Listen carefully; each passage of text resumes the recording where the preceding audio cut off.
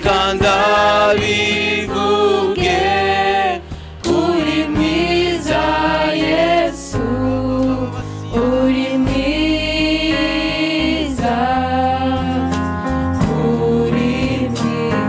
reka ndabivuge uri mwiza Yesu uri mwiza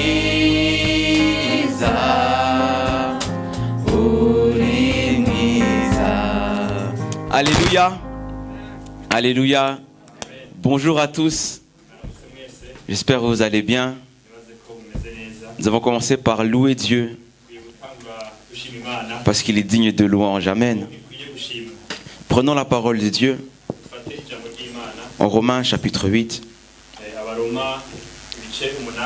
versets 15 à 17.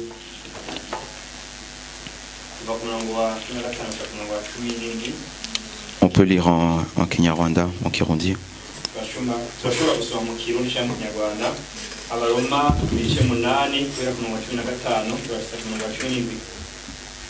Ko mutahawe impemu y'ubuja mwongere utinya ariko mwahawe impemu uko bahindura abana b'Imana niwe atuma dutaka tuti abadata impemu ubwiwe abwirikanya n'impemu yacu aricyo cabona yuko turi abana b'Imana ariko turi abana bayo turi abaragwa b'Imana turabaraganwa na Kristo namba tubazanywa nawe utubone guhanwa ubwiza nawe. Amen. Nous n'avons pas reçu un esprit de servitude. Nous n'avons pas reçu un esprit qui nous garde dans la crainte, dans la peur. Mais nous avons reçu l'Esprit de Dieu qui fait de nous des enfants de Dieu. Lorsque nous disons à Dieu qu'il est bon, qu'il est merveilleux, c'est à notre Père que nous disons cela. C'est l'Esprit Saint qui témoigne en nous que nous sommes les enfants de Dieu. Et si nous sommes ses enfants, nous sommes co-héritiers avec Christ, héritiers de la promesse de Dieu. Il ne va pas nous abandonner. Il ne va pas nous laisser. Si nous souffrons avec lui, si nous souffrons sur cette terre, avec toutes les circonstances qu'il y a, si nous persévérons dans cela, nous serons glorifiés avec Christ. Car nous sommes ses enfants. Nous lui appartenons. Il y a un chant que j'aime beaucoup. Le chant 108 du livre 1. C'est le chant qui dit « Moi je suis un chrétien ». Et j'ai lu en fait l'histoire de ce chant. C'est une jeune fille en Suède, si je me rappelle bien, à qui on demandait d'épouser un homme de haute dignité. Mais elle était chrétienne. Alors elle ne voulait pas. Et les gens se moquaient d'elle. Sa famille pouvait l'abandonner. Et elle a dit, je suis chrétienne. Même si ma famille m'abandonne. Même si mes amis se moquent de moi. Je sais que ma patrie c'est au ciel.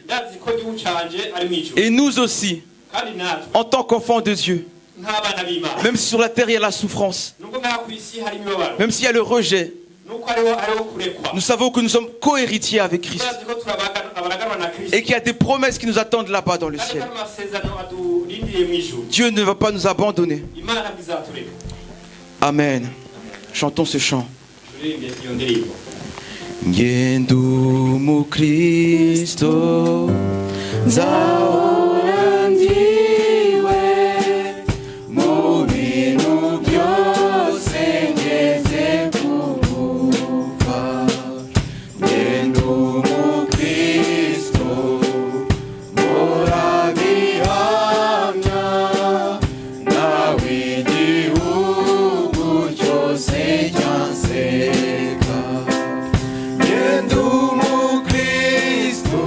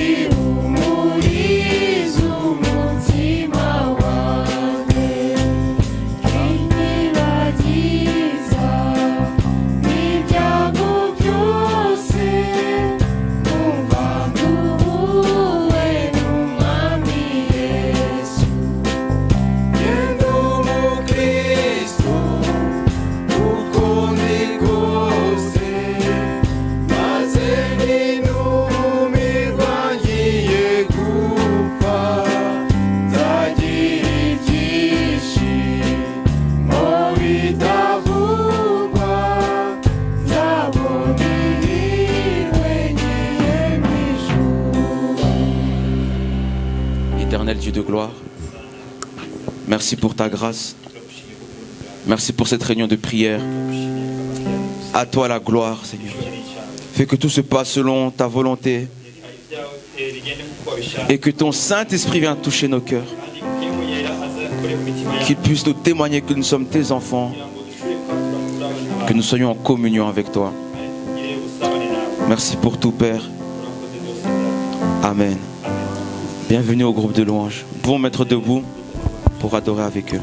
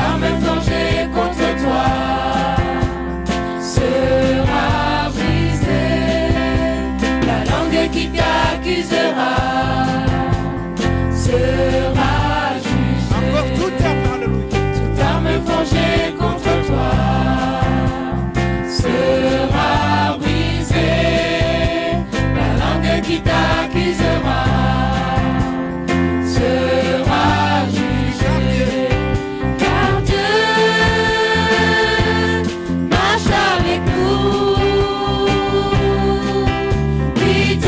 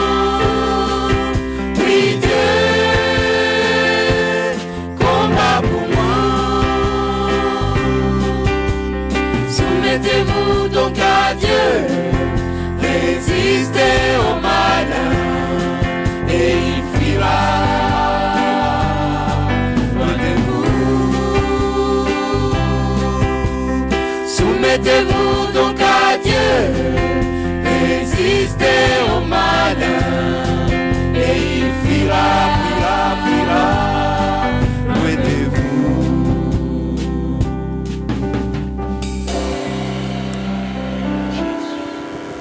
Alléluia. Rabasi, karabasi. Yes.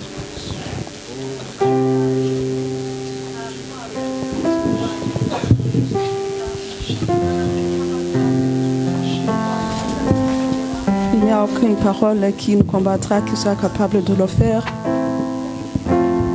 Merci car ce matin tu veilles sur chacun d'entre nous. Tu es l'Éternel roi des armées. Tu es le Dieu qui combat pour nous. Seigneur, tu es notre roc. Tu es notre muraille. Seigneur, si nous cachons en toi, l'ennemi ne peut nous voir. Nous te remercions pour ce matin. Tu veilles sur chacun d'entre nous qui est venu dans ta maison. Que ton nom soit loué éternellement. Que nos cœurs se calment devant toi. Et donne-nous la paix et la joie qui viennent de toi. Au nom de Jésus. Amen.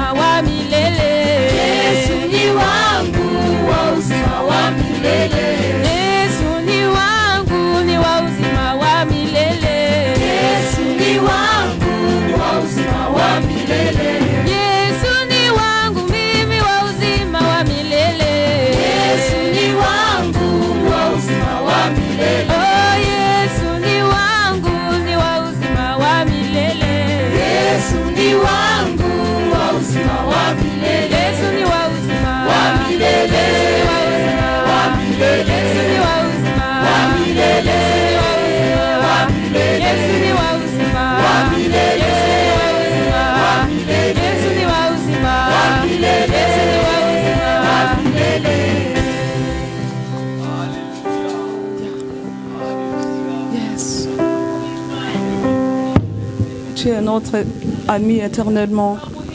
Nous te louons. Tu vis avec nous matin et soir. Tu combats pour nous. Tu es notre ami que nous voyons dans les moments difficiles. Nous te voyons quand nous dormons, quand nous nous réveillons. Tu es là. Tu as dit que je suis, que tu es je suis. Avant que Abraham ne soit, tu as été éternellement. Nous te remercions. Que ton nom soit élevé, Seigneur des Seigneurs. Amen.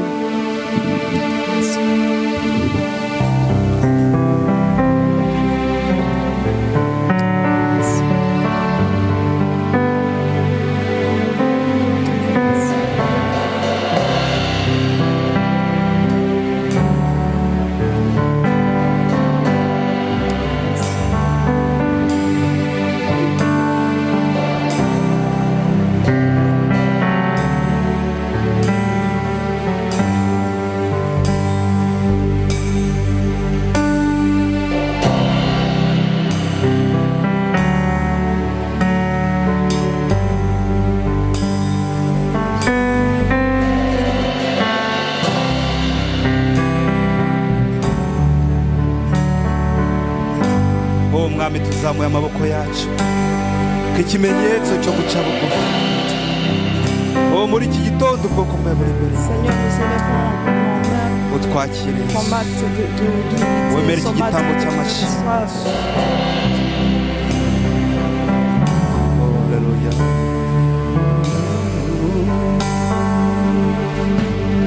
Zamuye amaboko yanjye, zamuye amaboko yanjye, zamuye mwami twese, zamuye amaboko yanjye, oh zamuye amaboko yanjye mwami, oh zamuye amaboko yanjye, oh zamura amaboko yawe, zamura zamuye amaboko yanjye, oh zamuye mwami amaboko yanjye, zamuye amaboko yanjye, ikimenyetso mwami, ikimenyetso cyo guca bugufi mwami, unyobore, nzamuye zamuye amaboko yanjye, nzamuye amaboko yanjye, Yesu nzamuye amaboko yanjye, oh mwami nzamuye amaboko yanjye, mukiza wanjye Yesu nzamuye amaboko yanjye, nk'ikimenyetso cyo guca bugufi mwami, unyobore, ikimenyetso cyo guca bugufi mwami, unyobore, zamuye zamuye amaboko yanjye, on est ses instruments, zamuye amaboko yanjye, nawe zamura amaboko yawe, zamuye amaboko yanjye. Je lève mes bras. nzamuye amaboko yanjye. Je lève mes bras. nzamuye amaboko yanjye.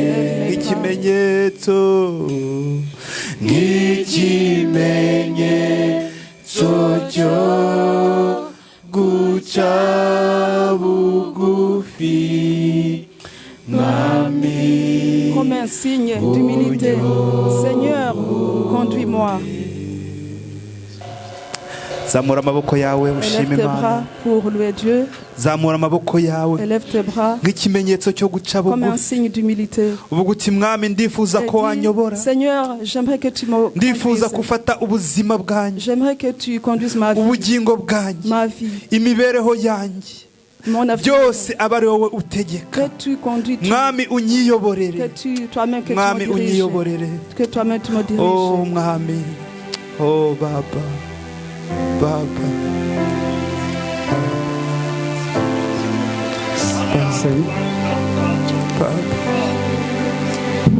Dieu est saint, le toi, monsieur, car tu es Dieu.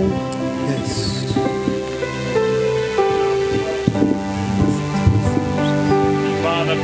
Tu es le Dieu à qui nous faisons confiance. Le Dieu à qui nous faisons confiance. Tu es le Dieu de paix.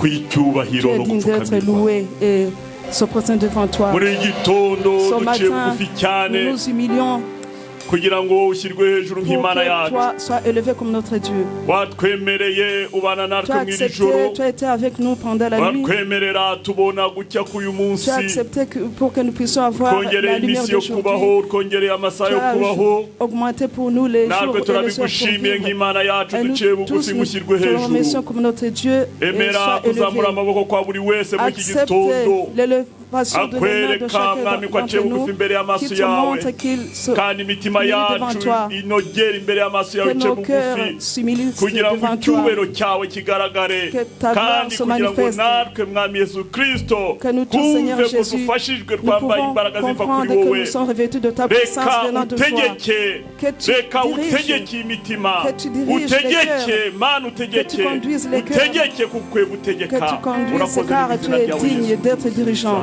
Merci, notre Sauveur.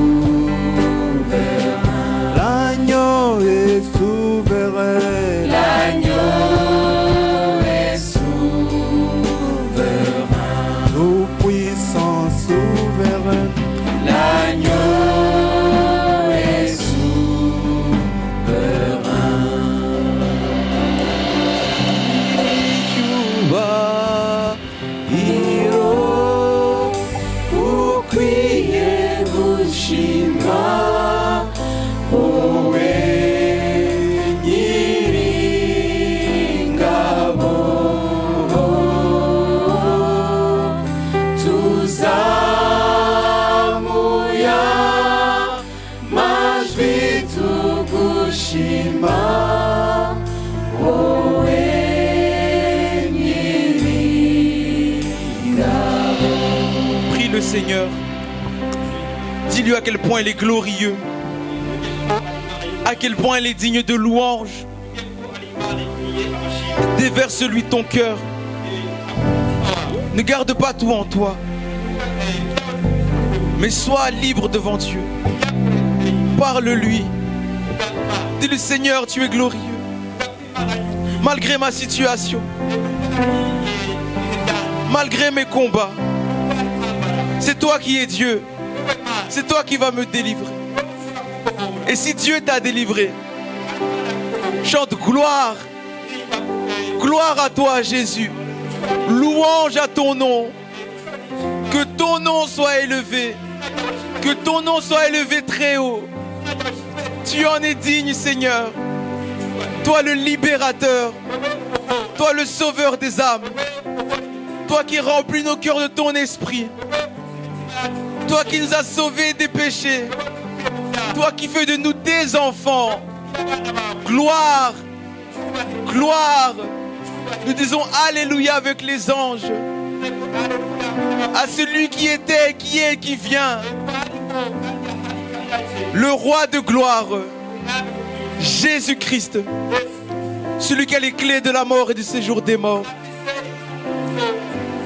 Celui qui a délivré les saints. Celui qui est le roi des rois. Qui a le nom au-dessus de tous les noms. Celui qui était de tout temps et qui sera pour toujours. Celui qui est vivant au siècle des siècles. Le ressuscité. Le rocher. Le refuge. Le lion de la tribu de Juda. L'agneau immolé pour nos péchés. Jésus. Jésus. C'est lui qui est ce roi de gloire. La Bible nous dit, porte, porte, élevez vos linteaux, ouvrez vos portes. Que le roi de gloire fasse son entrée. Mais qui est ce roi de gloire? C'est l'Éternel qui est fort et puissant. Porte et ouvrez-vous. Mais laissez passer le roi de gloire. Mais qui est ce roi de gloire? C'est l'Éternel puissant dans les combats. Puissant dans les combats. Alléluia. Alléluia. Seigneur Jésus, nous élevons ton nom, Seigneur. Nous glorifions ton nom, Seigneur. Nous nous humilions devant son nom, Seigneur. Son nom qui a vaincu. Seigneur, nous sommes plus que victorieux, Seigneur. Ce matin, Seigneur, nous nous humilions devant toi.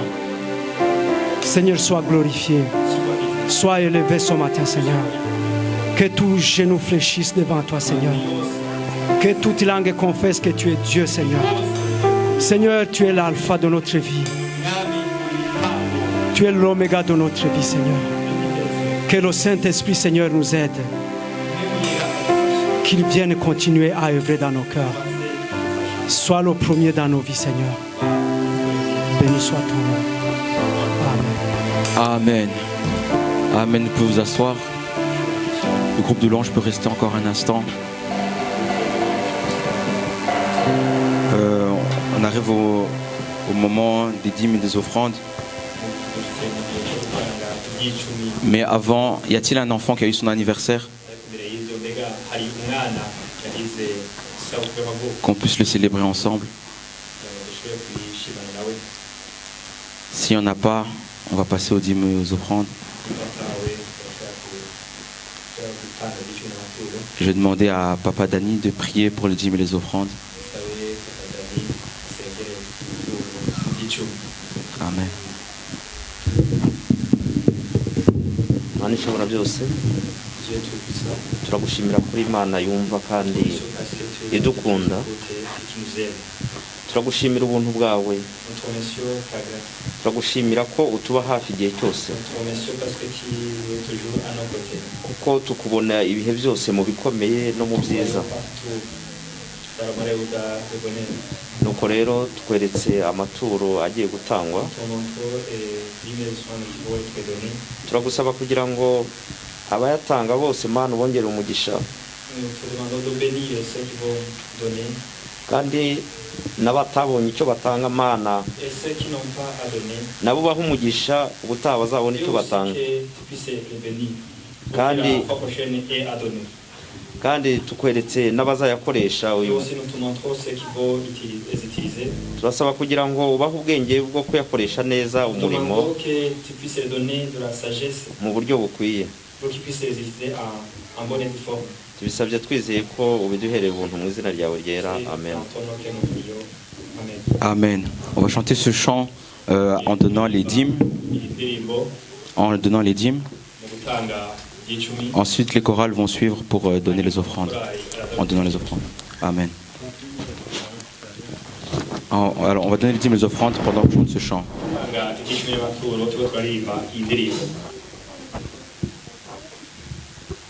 Un chrétien, je croyais être, mais j'ignorais le bonheur que Jésus, mon divin maître, vient apporter dans un cœur.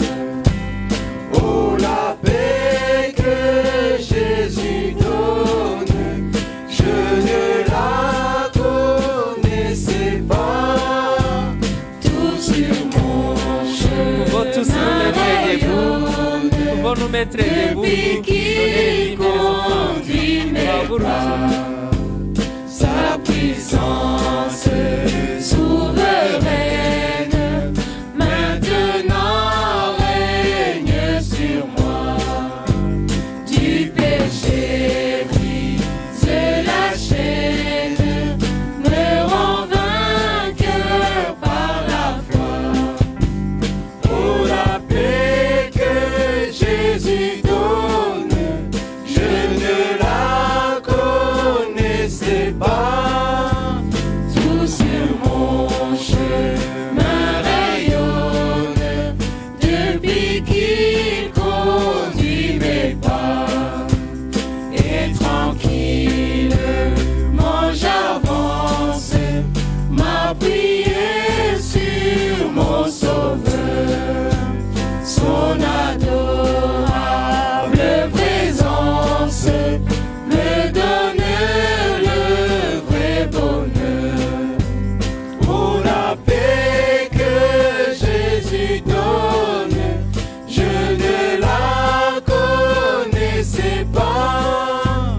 Tout sur mon chemin rayonne, depuis qu'il conduit mes pas. Amen. Merci au groupe de louanges. On va commencer par la chorale Agapé, suivant par la chorale Ebenezer. Merci. Il n'y a personne qui soit comme Jésus. Il n'y a personne qui soit comme Jésus.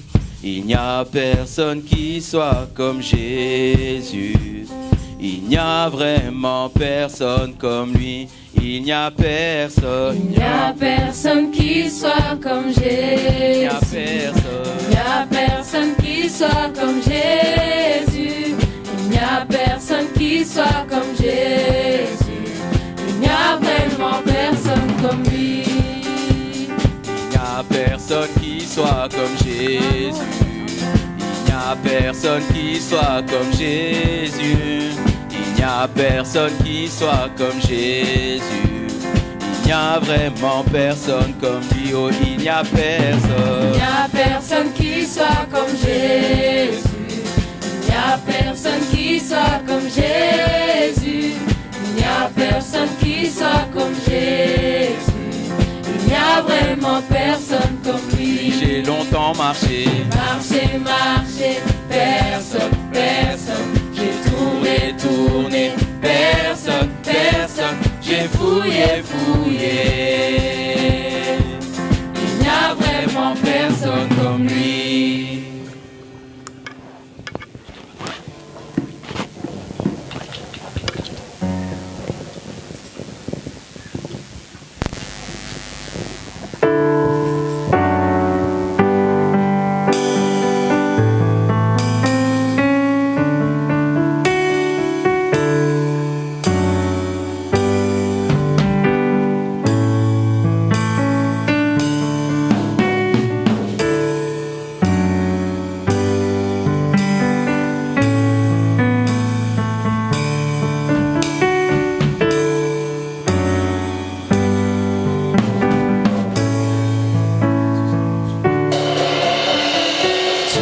dois pas t'inquiéter et ne plus avoir peur.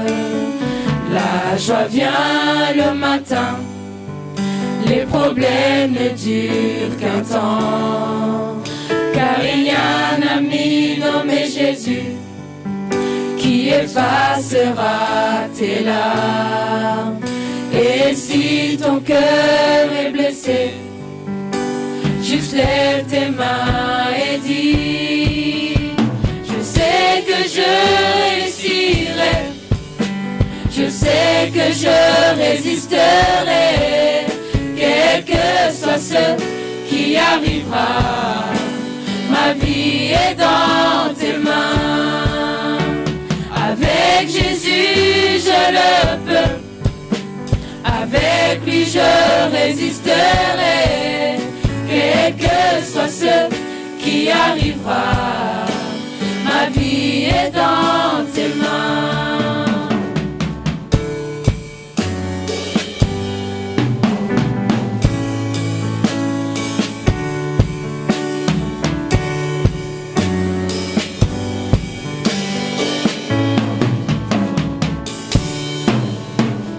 Lorsque les épreuves semblent avoir le dessus, lorsque parents et amis sont vraiment loin de toi, souviens-toi de ton ami Jésus qui essuiera toutes tes larmes. Et si ton cœur est brisé, juste lève tes mains et dis: je sais que je réussirai, je sais que je résisterai, quel que soit ce qui arrivera, ma vie est dans tes mains. Avec Jésus je le peux, avec lui je résisterai, quel que soit ce qui arrivera, ma vie est dans tes mains. Je sais que je réussirai, je sais que je résisterai, quel que soit ce qui arrivera, ma vie est dans tes mains. Avec Jésus je le peux, avec lui je résisterai, quel que soit ce qui arrivera, ma vie est dans tes mains. Je sais que je réussirai, je sais que je résisterai, quel que soit ce qui arrivera, ma vie est dans tes mains.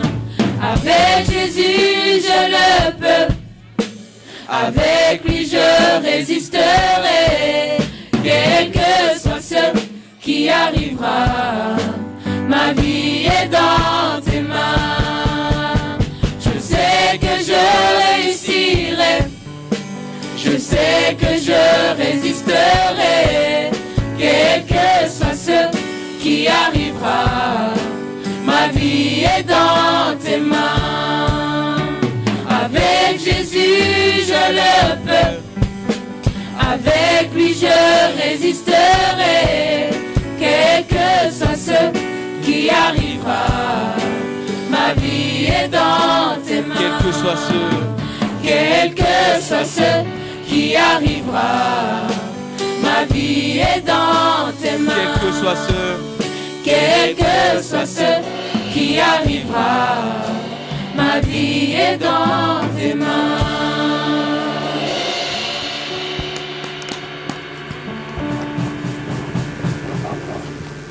Wajuruwe turagukumbuye, wajuruwe turagukumbuye, dufite amatsiko yo kuzakubamo, dufite amatsiko yo kuzakubamo.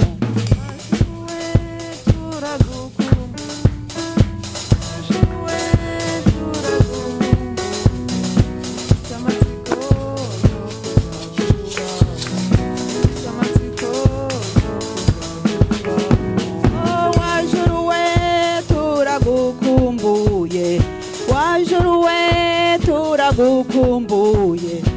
dufite amatsiko yo kuzakubamo, dufite amatsiko yo kuzakubamo.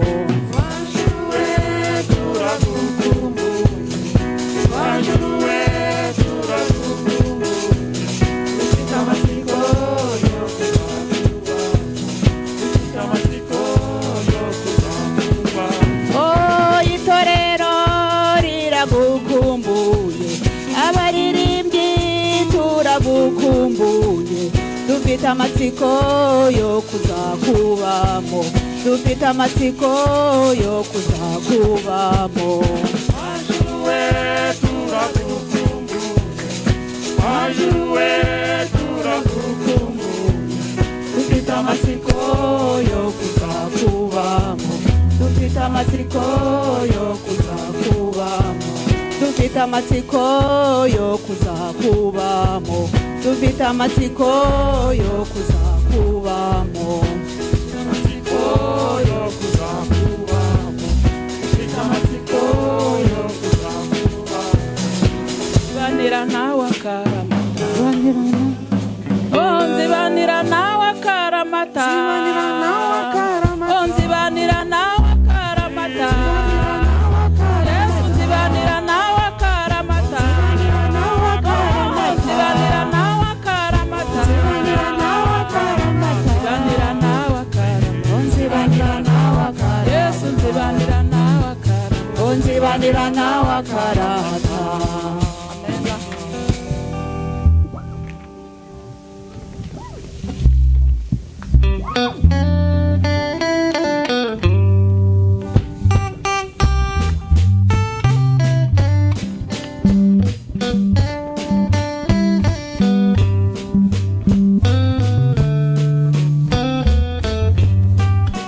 Shaka kuyoborwa na Yesu mu rugendo natangiye, niwe nzajya nikomezaho kandi azangeza mu ijuru.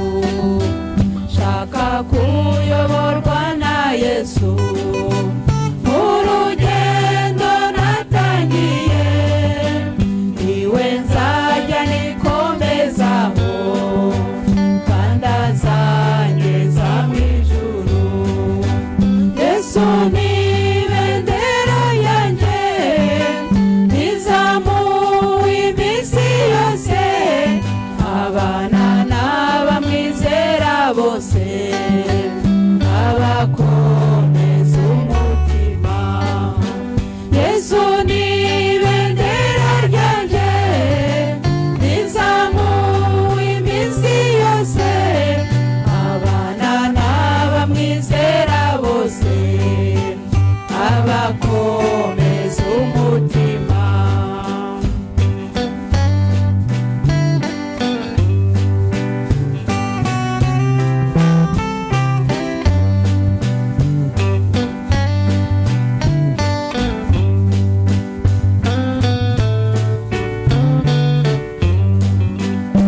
Duhanganye n'umubisha, afite intwaro zikomeye, yarasha bagenzi benshi, Yesu ni wundwanirira.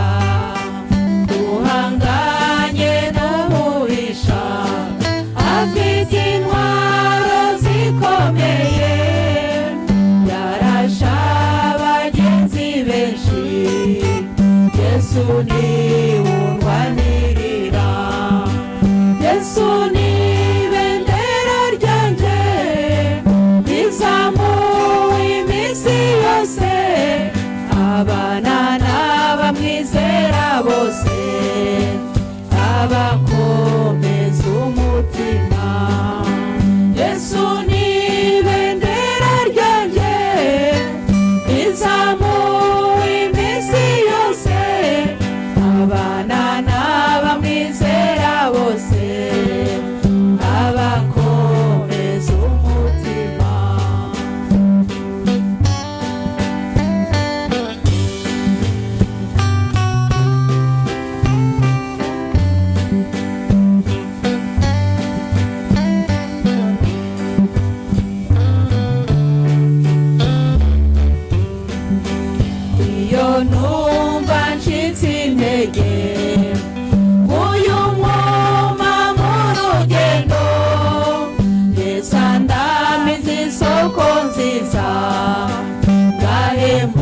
ndaruhuka ngakomera iyo numva ncitse intege uyu mwuma mu rugendo Yesu andamiza isoko nziza ngahembuka ngakomera Yesu ni ibendera ryanjye rizamuwe iminsi yose abana n'abamwizera bose abakomeza umutima Yesu ni ibendera ryanjye rizamuwe iminsi yose abana n'abamwizera bose abakomeza umutima Yesu ni ibendera ryanjye rizamuwe iminsi yose abana n'abamwizera bose abakomeza umutima. Haleluya, haleluya. Ndumwana mu rugo kwa data ndi neza ndatunganiwe Yesu yamviriye amaraso anyoza ibyaha ndumwana mu rugo kwa data. Twahaguruka, est-ce que nous pouvons nous mettre debout et chanter ensemble? Ndumwana mu rugo kwa data ndi neza ndatunganiwe Yesu yamviriye amaraso anyoza ibyaha ndumwana mu rugo kwa data ndumwana mu rugo kwa data ndi neza ndatunganiwe Yesu yamviriye amaraso anyoza ibyaha ndumwana mu rugo kwa data. Loue le Seigneur maintenant parce que tu es un enfant dans la maison du Père. Ouvre ta bouche maintenant. Loue avec moi. Haraba. Seigneur, nous te louons, Seigneur. Tu nous as fait tes enfants. Tu nous as fait les enfants de ta maison. Nous ne sommes plus étrangers. Nous sommes co-héritiers avec Christ. Merci, Seigneur. Merci, Jésus. Merci, Papa. Merci, Seigneur. Merci. Alléluia, alléluia. Alléluia, alléluia. Nous restons debout. Cette semaine, nous avons prié sur base de Ésaïe 54, verset 17. Ésaïe 54, verset 17. Toute arme préparée contre toi sera sans effet. Et toute personne qui s'attaquera à toi au tribunal, c'est toi qui la condamnera. Amen. Terre est l'héritage des serviteurs de l'Éternel. Terre est la justice qui leur viendra de moi, déclare l'Éternel. Amen.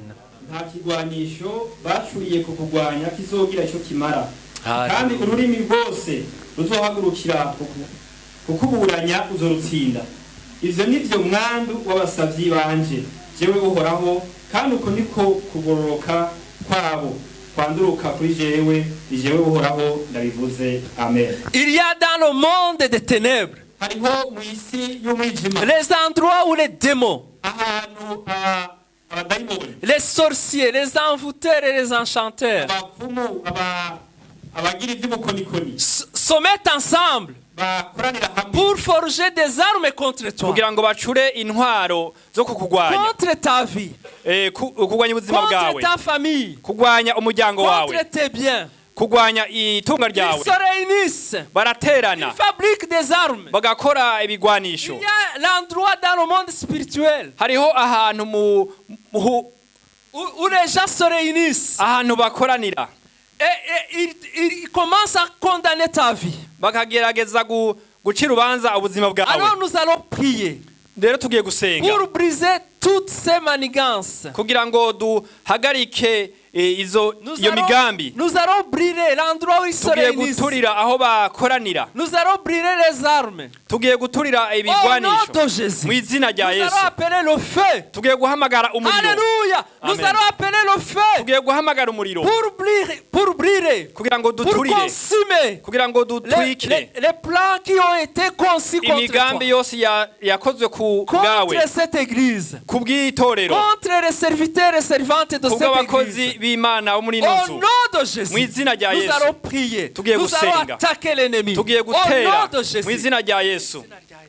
Au nom de Jésus, Mwizina rya nous Yesu. venons contre toi, Satan. Nous venons contre toi, les démons, rya Yesu. les sorciers, les envoûteurs, les enchanteurs, les divinateurs. Au nom de Jésus, nous venons contre vous pour brûler toute arme que vous avez forgée contre nous. Au nom de Jésus, nous appelons le feu, nous appelons le feu, nous appelons le feu, nous appelons le feu. Au nom de Jésus, turahamagara umuriro, turahamagara umuriro, turatwika n'izina rya Yesu. Imigambi y'abagome, imigambi y'abanzi, imigambi y'abakozi ba Satani, turayitwika. Imigambi y'abarozi, turayitwika n'izina rya Yesu, n'izina rya Yesu,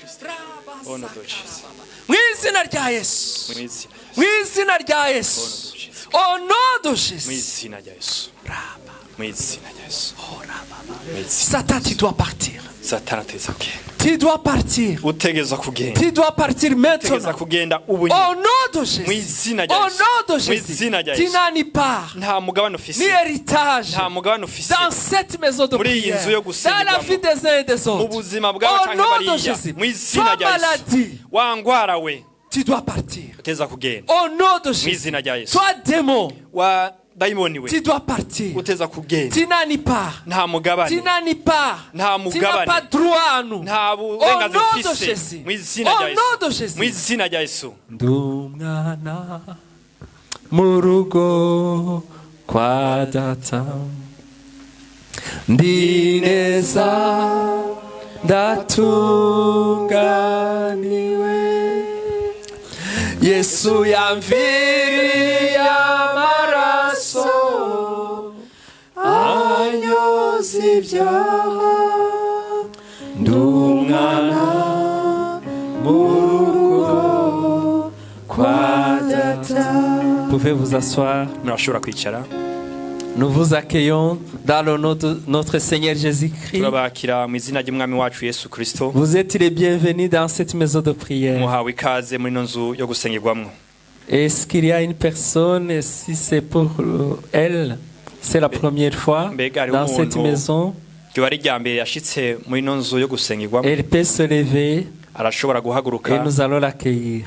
tukamwakira. Si c'est pour vous la première fois un dimanche nimba ari irya dans mbere l'église, ku cyumweru winjiye muri ino nzu, tu peux te lever, on va t'accueillir. urashobora guhaguruka tukakwakira.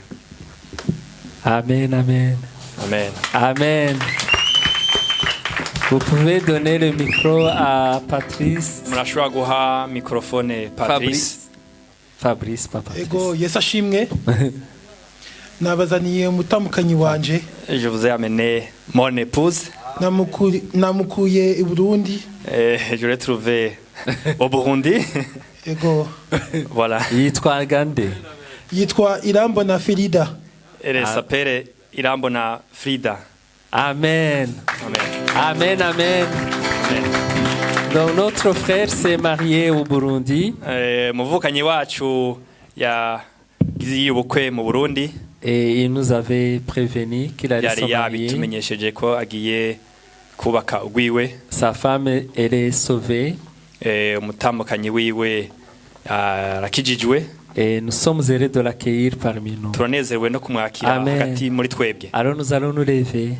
None tugiye guhaguruka. On va accueillir notre sœur. Kugira twakire mushiki wacu. Elle peut rester assise. Wewe arashobora kusigara yicaye. Mais on va accueillir en même temps, on a la famille de Samuel et Jeannette qui sont ici. Umuryango wa Samuel na Jeannette turashobora kubakira hamwe. Et c'est pas la première fois. Si rya mbere baza. Mais ils sont pas de cette église, donc nous les accueillons aussi. Amen. Alors, 1, 2, 3. Bienvenue, chers frères et sœurs. Que Dieu vous bénisse parmi nous. Amen. Amen. Amen. Alléluia. Amen. Et avant de continuer les annonces, je vais inviter oncle Samuel et Jeannette de venir rendre grâce. Oncle Samuel et Jeannette kugira ngo bashime Imana. Peut venir ici. Mashobora kuza hano imbere. Karibu. Dumwana murazamuka mu rugo kwa data ndi neza ndatunganiwe Yesu yamviriye amaraso anyoza ibyaha ndi umwana mu rugo kwa data. Amen. Nous sommes contents en cette matinée. Twishimiye kubana namwe. Nous sommes réjouis d'être avec vous. Imana yaturinze mu nzira tugeze hano. Dieu nous a protégés durant notre trajet et maintenant nous sommes ici. Kandi namwe dusanze ari amahoro. Et vous aussi vous êtes bien portants. Twishimiye kuba hano ariko ntabwo twari tuzi umunsi ariko Imana yari izi ko umunsi ari uyu. Nous sommes contents d'être ici mais nous ne savions pas le jour où nous allions être ici. Mais notre Dieu le savait. Twaje kunezeranwa namwe. Nous sommes venus nous réjouir avec vous. No gushima Imana. Et aussi louer le Seigneur. Mu mwaka washize l'an passé mu kwezi kwa 12 au mois de décembre twari hano. Nous étions ici. Hamwe n'ibi bibazo turi kugenda ducamo bitari byanarangira. Et avec ces difficultés que nous passons et qui ne sont pas encore terminées. Twari dufite umwana w'umuhungu ushaka gukora ubukwe. Nous avions notre fils qui voulait se marier. Ubwo atuye Arlo. Et il habite à Arlo. Luxembourg pays. Au Luxembourg pays. Ubwo rero bari barafashe sara ahantu. Ils avaient pris une salle quelque part. Naho basengera bizeye ko bazasengerwa abanyuma aho tukajya gukorera n'umunsi mukuru aho ngaho. Et aussi là où il pouvait prier.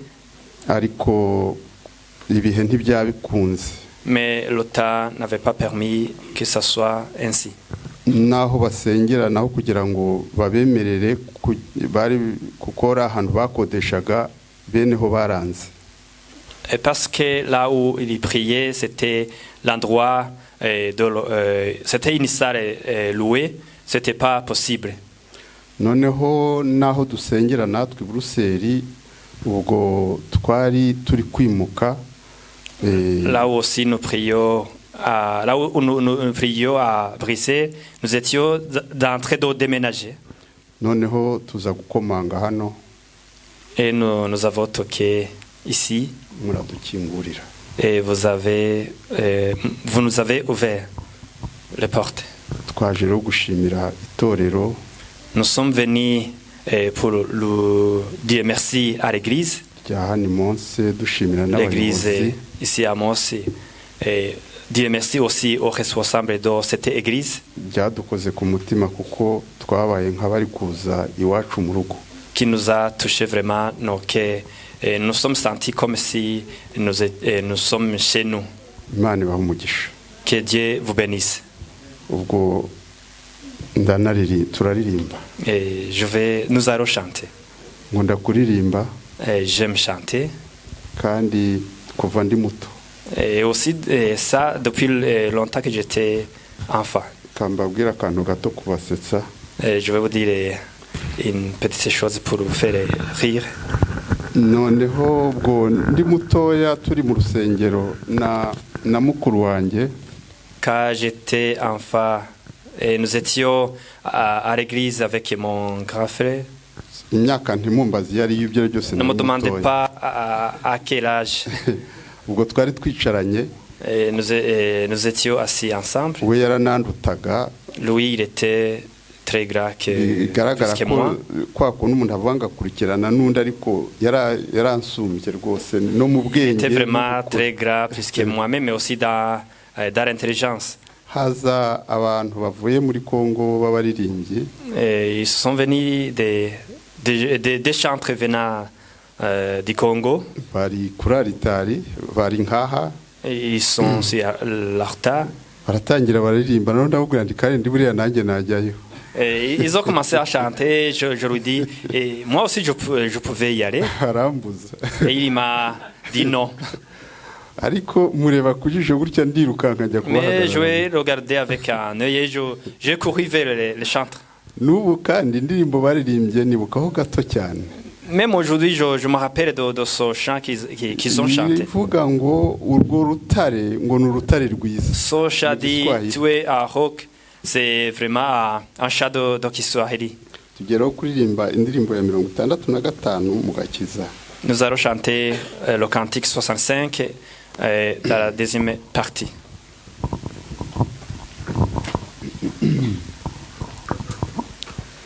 Yesu n'ibyishimo byanjye kuko yuzuye urukundo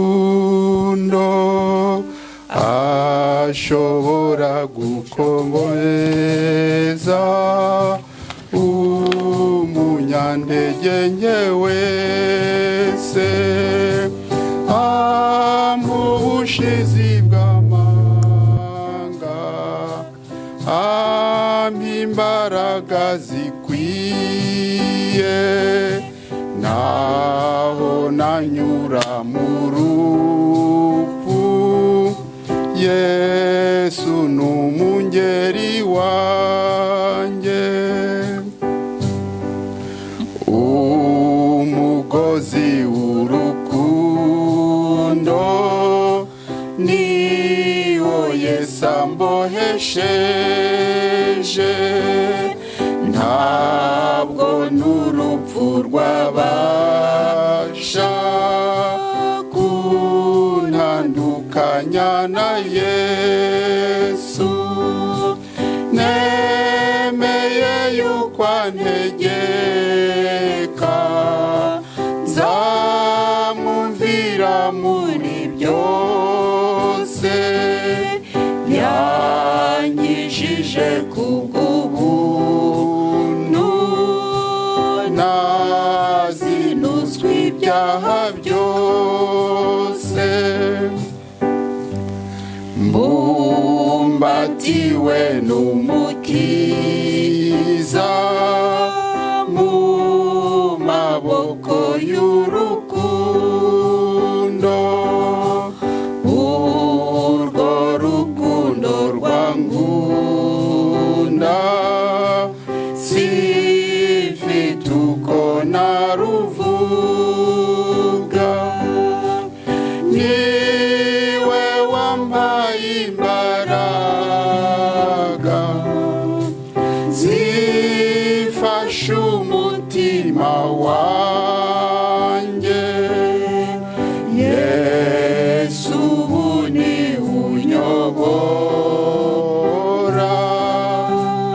mu rugendo rwanjye rwose Yesu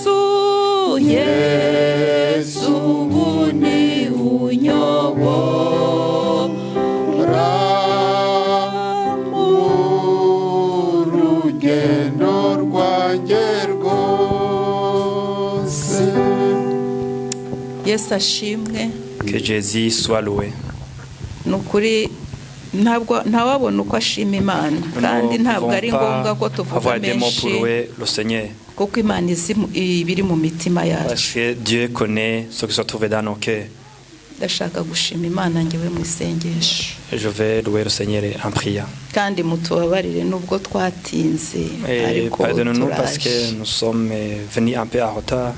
Kandi ni ukuri twaranezerewe ntabwo ubu murumva ukuntu umuntu abivuga k'umunwa ntabwo mushobora kumva uburemere vous ne pouvez pas comprendre comment vraiment nous sommes vraiment très contents. Ukuntu twari tuvunitse ukuntu twari tugowe muri icyo gihe ntabwo mushobora kumva nous étions vraiment malheureux. Vous ne pouvez pas comprendre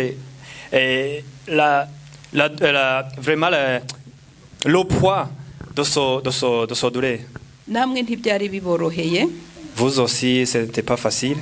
Kandi bayobozi namwe turabashimiye kuko mais vous aussi, les responsables, nous vous remercions.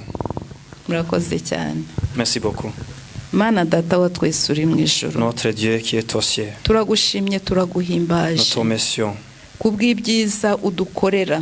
Pour les bienfaits que tu nous fais. Urukundo rwawe nirwo rwaduhuje. Ton amour nous a fait que nous soyons ensemble. By'ukuri turagushimye. Vraiment nous te remercions. Iminwa yacu ntabwo ishobora kugushima nkuko bikwiriye. Nos bouches ne peuvent pas te louer comme il faut. Ariko imitima yacu uyirebe. Mais regarde nos cœurs. Iragushimye. Nos cœurs te remercient. Turagushimye Mana kuko wemeye ko duhigura uyu muhigo twahise kuva umwaka ushize. Tu nous as permis de venir rendre grâce à toi. Ariko wemeye ko uyu munsi ari wowe duhagarara hano tugushimira ibyiza wakoze. Mais ce jour tu as accepté que nous soyons ici pour rendre grâce. Tugushimira ibyo wakoreye abana bacu. Ce que tu as fait pour nos enfants. Muri kiriya gihe cyari gikomeye. Dans cet temps difficile. Mana turagushimye ko wihesheje icyubahiro. Seigneur, te remercie parce que tu t'es manifesté. Kandi n'uyu munsi urakihesha icyubahiro. Et aussi aujourd'hui tu continues à te manifester. Dusengeye iri torero rya Mose. Nous prions pour cette église de Mose. Turasabye kugira ngo ukingure inzugi z'iri torero. Nous te demandons à ce que tu ouvres les portes de cette église. Tubigusabye turi imbere yawe Mana data. Nous te demandons état devant toi Seigneur. Kandi umurimo wawe waguke muri iri torero. Que ton œuvre continue à s'agrandir. Abanyetorero n'abayobozi ubahe kugendera ku mugozi umwe babohesha umugozi umwe umugozi. Que les membres et les responsables de cette église continuent à marcher état uni. Mana turasenze kugira ngo iri torero rikoremwe imirimo n'ibitangaza. Seigneur, nous te prions pour que tu puisses agir des miracles, que tu puisses opérer des miracles dans cette église. Abazajya binshira hano bajye baharuhukira nkuko natwe twaharuhukiye. Ceux qui viendront ici à cette église, qui trouvent un refuge ici. Kandi twarakubonye. Et nous t'avons vu. Tuzakomeza tukubone. Et nous continuerons à te voir. Icyo twifuje nuko twese wazatugirira ubuntu kaduhito iherezo. Ce que nous voulons c'est qu'un jour nous puissions avoir une bonne fin. Tukazahurira mu bwami bwo mu ijuru. Et qu'un jour nous nous rencontrions au ciel. Uhabwe icyubahiro Yesu. Sois loué Jésus. Au nom de Jésus. Amen. Yesu abahe umugisha. Que Jésus vous bénisse. Nasema asante kwa Mungu wangu, nasema asante kwa wema wako, kwa maana fadhili zako zadumu milele na milele. Amina. Nasema asante. Nasema asante. Ko muri kuririmba nk'abatariye. Vous chantez comme si vous n'avez pas mangé. Muririmba nk'abatariye. Zako zadumu milele na milele. Amina. Nasema asante kwa Mungu wangu, nasema asante kwa wema wako, kwa maana fadhili zako zadumu milele na milele. Amina. Milele, milele na milele. Amina. Haleluya. Barakoze Samuel na Jeannette. Merci à Samuel et Jeannette. Turabashimiye natwe. Nous vous remercions nous aussi. Kandi turabakunda. Et nous vous aimons. Murabe igiciro. Vous êtes des personnes de grande importance. Amen. Alléluia. Amen. Nous allons nous mettre debout avec les enfants qui vont aller à l'écodim. Tugiye guhaguruka hama abana baca bagenda mu mashuri yabo. Nous allons prier pour les enfants. Tugiye gusengera abana. Je vais demander à madame, comment elle s'appelle? Ferida? C'est Ferida ou c'est Frida? C'est Ferida. Ferida. Ngiye gusaba mutambukanyi wa Patrice Ferida. De prier pour les enfants. Kugira ngo asengere abana. De prier aussi pour la parole que nous allons écouter. Amasenge n'ijambo tugiye kumva. Et après, je vais demander à Devote d'entonner un chœur. Hamanaza gusaba Devota aduterere i chorus. Prions. Mana turagushimiye urukundo rwawe. Nous te remercions ton amour. Imbabazi zawe turagushimiye ivyo wadukoreye byose. Nous te remercions pour tout ce que tu as fait pour nous. Tugushimiye ku bana waduhaye mwami. Nous te remercions pour les enfants que tu nous as donnés. Turabakuragije aho bagiye mu nyigisho papa. Nous te les confions là où ils vont aller dans les enseignements. Reka abari wowe ubigisha kuko ari wowe mwigisha mukuru. Que soit toi qui vas les enseigner. Reka mana ubane nabo. Que tu sois avec eux. Ubagwize mu bwenge. Et que tu les donnes de la sagesse. Ukomeze abigisha bawo. Et renforce les enseignants. Turakweretse n'ijambo mana tugiye kwiga. Nous te montrons la parole que nous allons écouter. Reka rigira ubushobozi muri twebwe. Que la parole ait de la puissance. Reka riduhe kwama ivyamwa mwami. Que la parole nous donne à produire des fruits. Reka riduhindure tube abigishwa bukuri. Et que ta parole nous transforme et nous fonde tes serviteurs. Ugiye kuri twigisha mana umukomeze. Celui qui va prêcher et fortifie-le. Umuhe kuvuga icyo wamuteguriye, icyo wateguriye ishengero ryawe. Qu'il donne ce que tu as mis dans son cœur. Urakoze kugiye kubikora nk'Imana ikomeye. Nous te remercions parce que tu vas le faire comme un Dieu puissant. Amen. Au nom de Jésus, nous prions. Amen. Aracyariho Yesu, aracyariho, aracyariho Yesu, aracyariho, urupfu ntirwamuheranya, aracyariho, biganza bigaba amahoro, aracyariho, aracyariho Yesu, aracyariho, aracyariho Yesu, aracyariho, urupfu ntirwamuheranya, aracyariho, biganza bigaba amahoro, aracyariho, uyu mwami w'abami aracyariho, ntiyaheze mu gituro, aracyariho, urupfu ntirwamuheranya, aracyariho, biganza bigaba amahoro, aracyariho, aracyariho Yesu, aracyariho Yesu, aracyariho, urupfu ntirwamuheranya, aracyariho, biganza bigaba amahoro, aracyariho, nzahora mushima, aracyariho, uwankuye mu byaha, aracyariho, urupfu ntirwamuheranya, aracyariho, biganza bigaba amahoro, aracyariho, aracyariho Yesu,